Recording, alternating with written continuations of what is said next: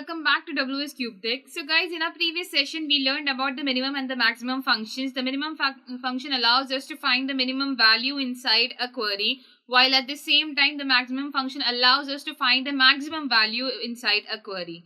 So we use minimum and maximum functions in our previous session. Today we will be talking about group by statements. So MySQL also provides us to group up the statements. Now what is grouping up the statements? Let's understand that with the help of an example. So here I have a table in which I have the student roll numbers and the school clubs that they have chosen. So roll number 2 is in dance, roll number 4 is in drama, 3 is in sports. Sometimes they might repeat also that different students can be in same club. Now what I want from this table, I cannot find out clearly that how many students are there in the dance club, how many students are there in the drama club, how many total students are there in the music or arts club. So what I can do over here to find that, to count the number of students, that how many times a certain value is repeating inside the column. In this column, how many times the dance is repeating, or in this column, how many times the drama is repeating. So how many times a certain value is repeating inside one column can be found out by the help of our group by statement. So today we will be using our group by statement to find out a number of times a certain value is repeating inside a particular column. Let's have a look on how it can be done. So guys, here I have already imported MySQL connector. I have initialized the connection, and after that I have started the cursor as well. The get data, inside the get data we will be writing our select query. Why select query? Because that data we are going to fetch in our Python over here. So we will be writing select.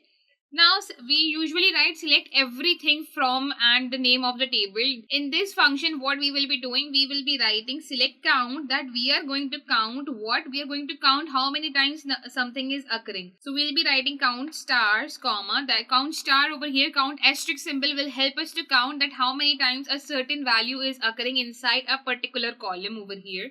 So select count, what do we have to count, from which column we have to count it, we will be writing that here. So we will be counting it from our school club. So I'll be writing the school club name over here, that we will be counting it from the school club, which is inside the table. From which table it is in from. So the name of the table over here, we will be writing student club data. So I'll be writing student club data. And here what we need to do, we need to group by, with which column we need to group by, we will be writing that. So we will be writing group by, with which column we have to group by, we have to group it by school club. So we'll be writing this again. And as soon as we are done it, let's run it and see what output we get. So we can now get the output in this way, that there are 2 students who is in dance, 3 students who are in drama, 3 students who are in sports, 2 students who are in music, and 2 more students who are in arts. So in this way, what we are getting to know, that in different clubs, how many total students are there. It is not showing us that which student is in which club. It is just showing us that how many students are particularly there inside these clubs. This is what our group by student is. That means it counts how many times a single value is occurring inside a column. So the syntax is very simple. First of all, you have to use the select query to select everything. Then count allows us to count how many times a single value is occurring. From where do we have to count it? We have to count it from the student club column. That's why we will be writing that. Okay. From which table? That's why we will be writing from student club data. The name of the table is student club data. That's why we have to write the name of the table.